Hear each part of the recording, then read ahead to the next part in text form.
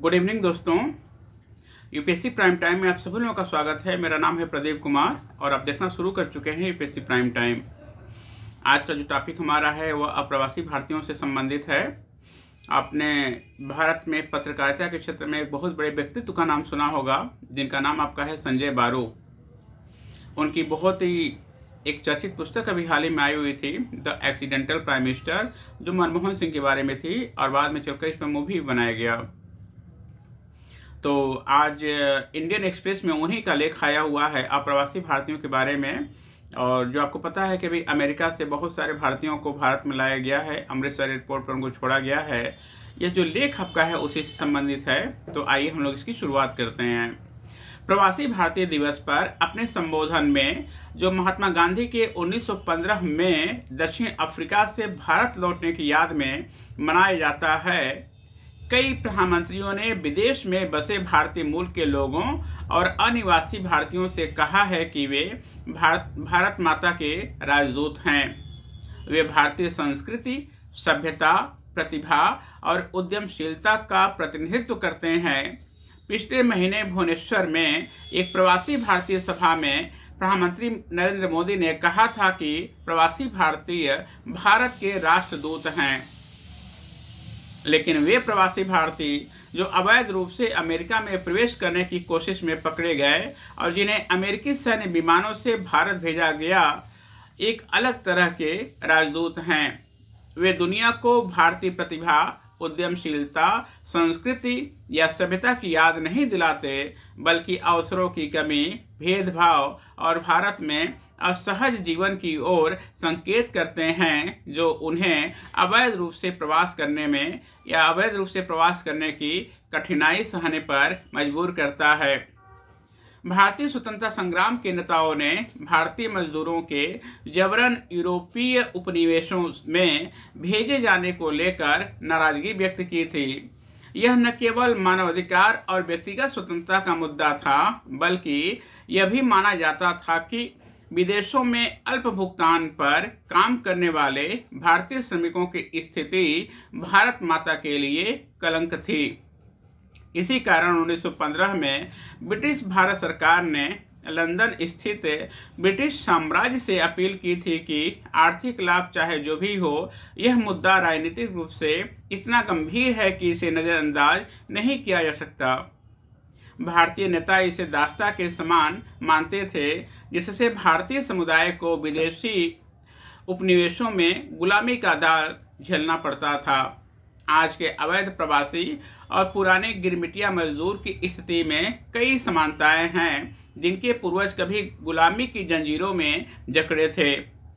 वे आज भारत माता के प्रतिनिधि कहे जाते हैं, लेकिन आज भी कई भारतीय अवैध रूप से प्रवास करने को मजबूर हैं, लगभग उन्हीं कारणों से जिनकी वजह से ब्रिटिश भारत के गरीब लोग मजबूरी में गुलामी के दलदल में धकेल दिए गए थे। कानूनी प्रवासियों को विकसित देशों में आर्थिक विकास का साधन माना जाता है, क्योंकि वे या तो मानवीय पूंजी लाते हैं या वित्तीय पूंजी। लेकिन अवैध प्रवासी केवल अपनी मेहनत बेच सकते हैं और यही कारण है कि उनके साथ भेदभाव किया जाता है। हालांकि दोनों ही मेजबान देशों की अर्थव्यवस्था में योगदान दे सकते हैं, लेकिन दोनों के प्रति व्यवहार अलग अलग होता है। अवैध प्रवासियों को न सम्मान मेजबान देश में मिलता है और न ही अपने देश में। विकसित देशों में वे एक बोझ माने जाते हैं, जबकि अपने देश में वे शर्मिंदगी का प्रतीक होते हैं, क्योंकि वे देश के विकास में छिपी खामियों को उजागर करते हैं। कोविड के बाद के 5 वर्षों में अमेरिकी सीमा सुरक्षा एजेंसी ने 1.7 लाख भारतीय प्रवासियों को अमेरिका में अवैध रूप से घुसने की कोशिश करते हुए पकड़ा। दिलचस्प बात यह है कि इनमें से बड़ी संख्या गुजरात और पंजाब जैसे विकसित राज्यों से है। इन राज्यों में पहले से बड़ी संख्या में लोग विदेशों में बसे हैं, जिससे प्रवास की प्रेरणा और संभावना दोनों बढ़ जाती है। लेकिन अपर्याप्त अवसरों की वजह से अवैध प्रवास का दायरा और बढ़ गया है।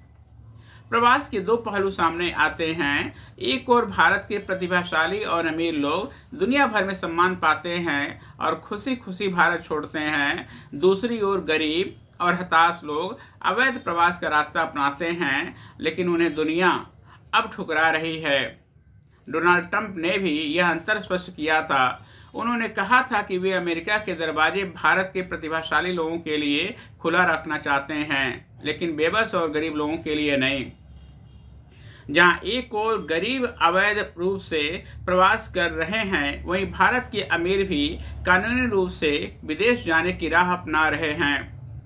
हेनली एंड पार्टनर्स नामक एक वैश्विक कंपनी के अनुसार 2022 में 6500, 2024 में 4300 भारतीयों ने धन के बदले विदेशों में नागरिकता खरीदी। कई विकसित देश अब नागरिकता बेच रहे हैं और बड़ी संख्या में भारतीय इसकी कीमत चुकाने को तैयार हैं। विदेश मंत्रालय के राज्य मंत्री किरीट वर्धन सिंह ने अगस्त 2024 में संसद में बताया कि 2022 में 2,25,260 और 2023 में 2,16,219 भारतीयों ने अपनी भारतीय नागरिकता त्याग दी। 2011 से 2023 के बीच कुल 18,80,559 भारतीयों ने भारत की नागरिकता छोड़ी। अगर देखा जाए तो सीमाओं के पार प्रवास एक स्वाभाविक प्रक्रिया रही है, जिसे केवल 20वीं सदी में अवैध बना दिया गया। मानव सभ्यता के इतिहास में लोग रोजगार और अवसरों की तलाश में हमेशा एक स्थान से दूसरे स्थान पर गए हैं। श्वेत अमेरिकी जनसंख्या का एक बड़ा हिस्सा यूरोप के गरीब और हताश लोगों का वंशज है, न कि यूरोप के अभिजात्य वर्ग का।